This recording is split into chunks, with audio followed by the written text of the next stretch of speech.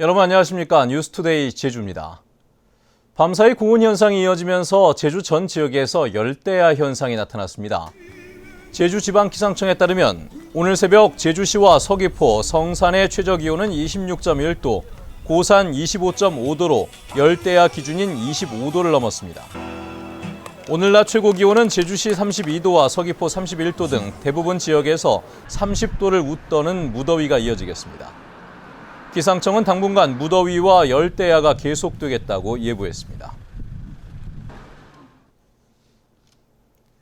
계속되는 무더위 속에 본격적인 휴가철을 맞아 해수욕장을 찾는 피서객이 늘고 있는데요. 빼어난 해변 경치를 자랑하는 서귀포시 중문 해수욕장에 때 아닌 낙엽더미가 몰려와 골머리를 앓고 있다고 합니다. 김찬영 기자입니다.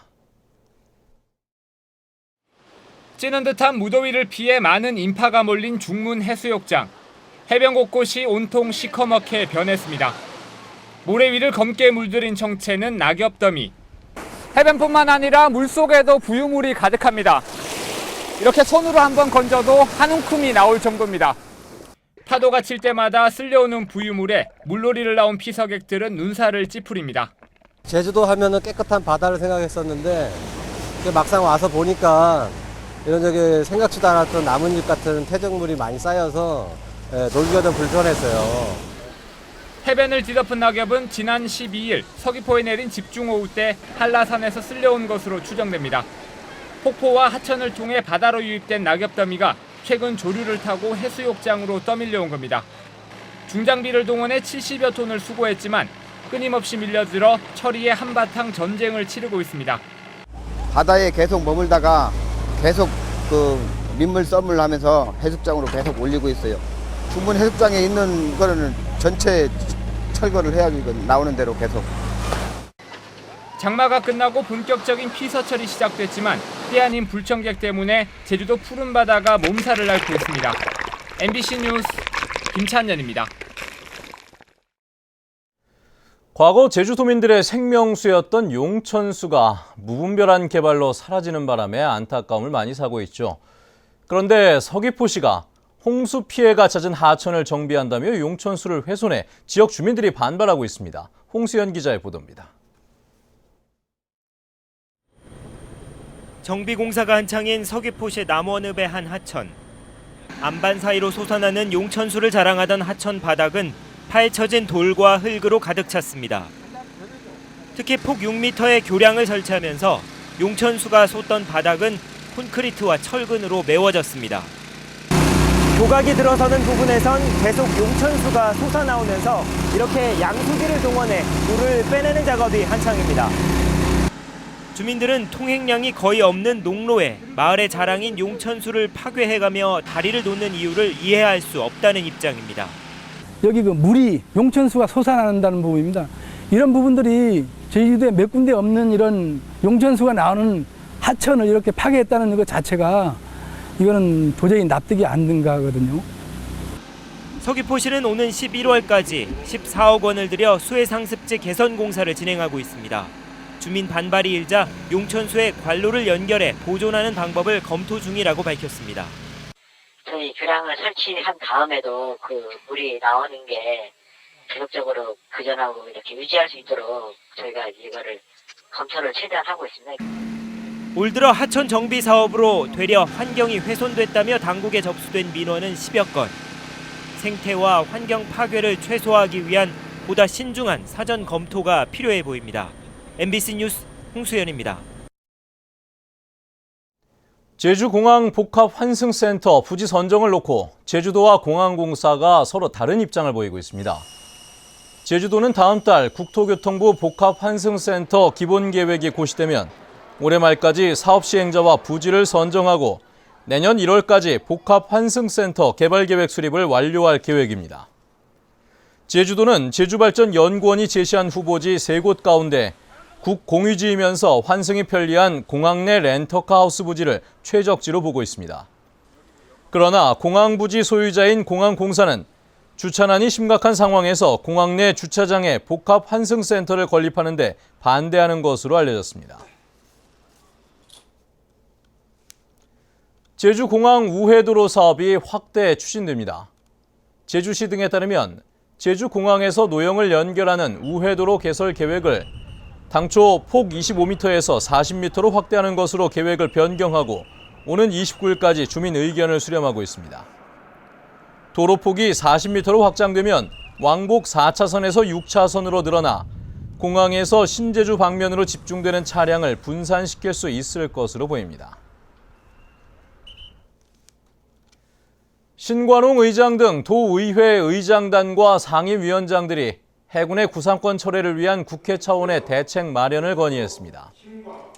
이들은 지난 22일 국회를 찾아 정세균 국회의장과 여야 3당 대표 등과 만나 해군의 구상금 청구 소송으로 정부와 지역 주민 간에 또 다른 갈등이 초래되고 있다며 국회 차원의 대책을 촉구했습니다. 이에 대해 정세균 의장 등은 국책 사업 진행 중에 빚어진 공사 지연의 책임을 주민에게 전가하는 것에 대해 강하게 비판한 것으로 전해졌습니다.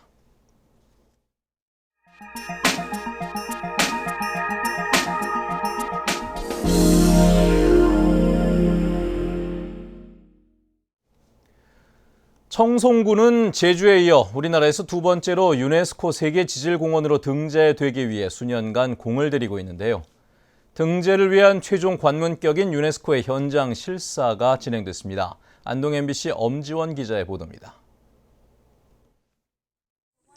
400여 개의 공룡 발자국이 찍혀있는 신성리 공룡 발자국 화석지를 유네스코 실사단이 유심히 살펴봅니다.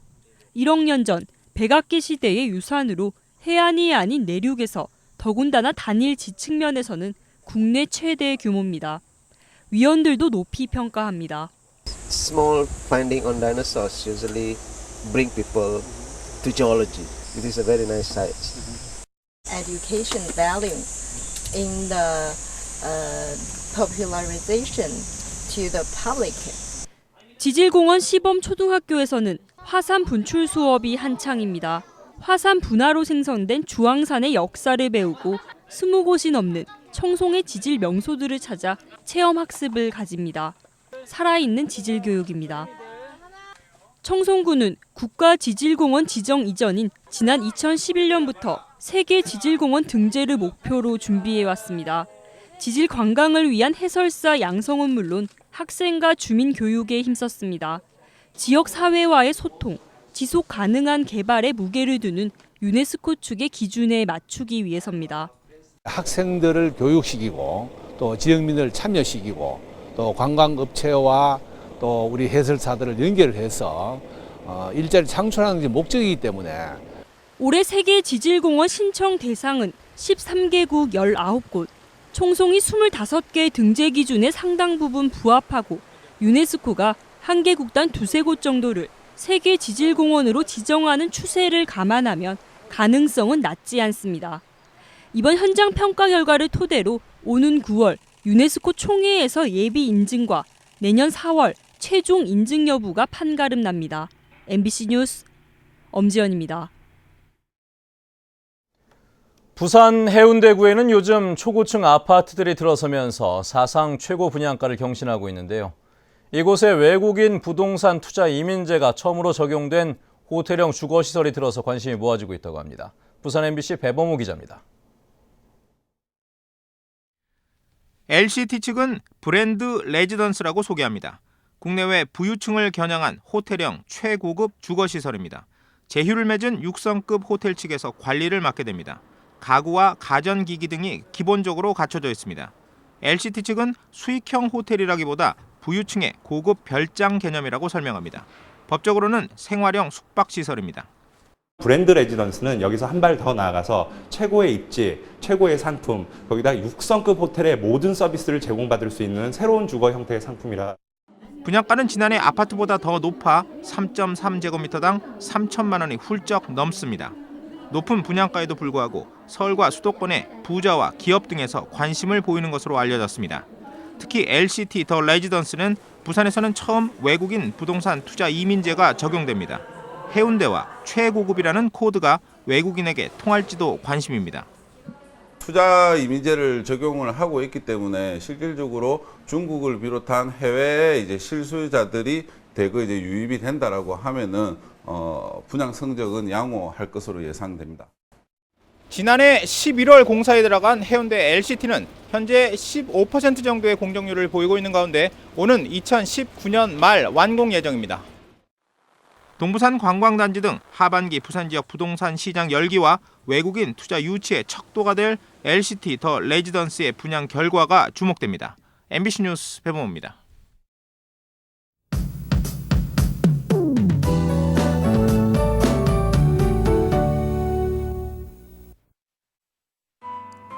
네, 요즘 밤낮 할 것 없이 무더위가 기승을 부리고 있는데요. 밤사이 전 지역에서는 열대야가 나타났습니다. 특히 북부 지역은 일주일째 열대야가 이어지면서 뜨거운 열기가 식을 줄 모르고 있는데요. 북서부 지역에 내려진 폭염주의보도 전 지역으로 확대된 가운데 더위에 대한 대비 단단히 하고 나오셔야겠습니다.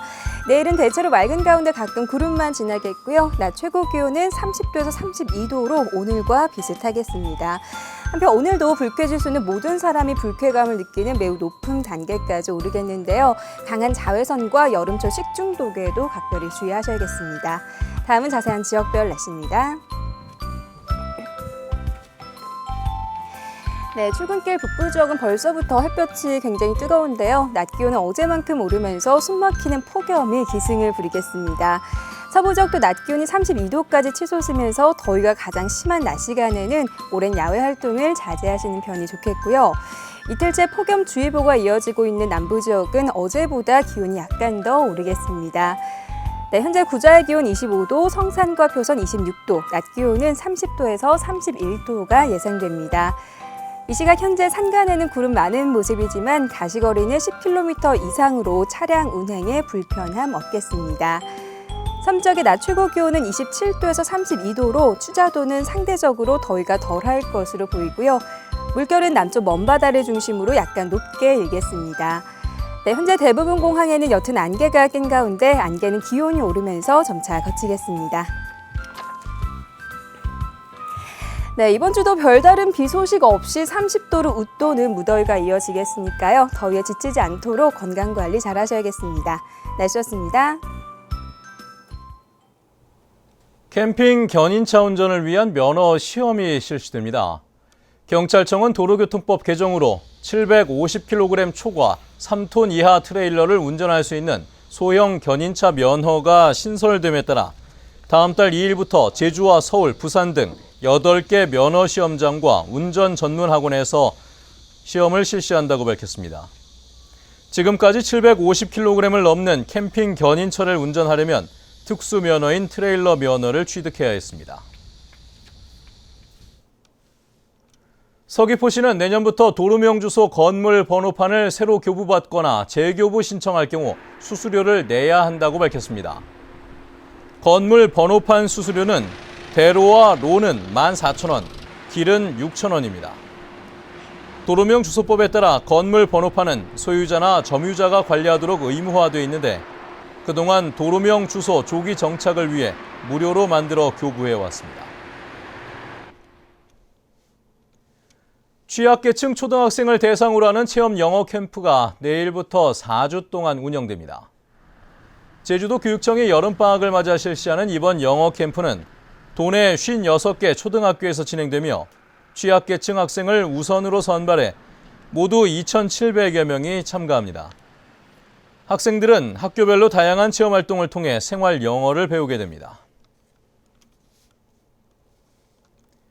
제4회 제주국제 크루즈 포럼이 다음 달 25일부터 사흘 동안 제주시 연동 메종글래드 제주호텔에서 열립니다.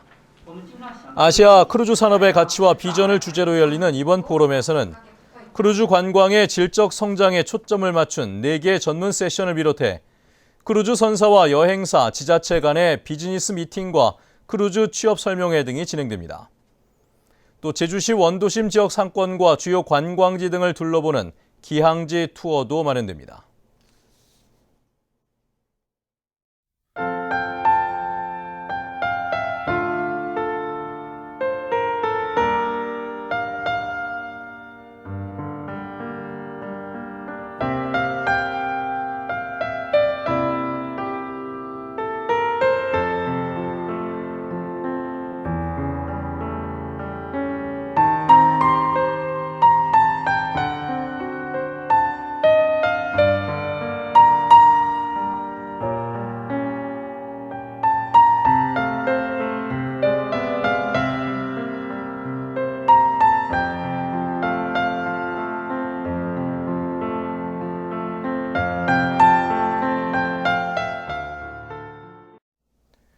네, 뉴스투데이 제주를 마칩니다. 시청해주신 여러분 고맙습니다.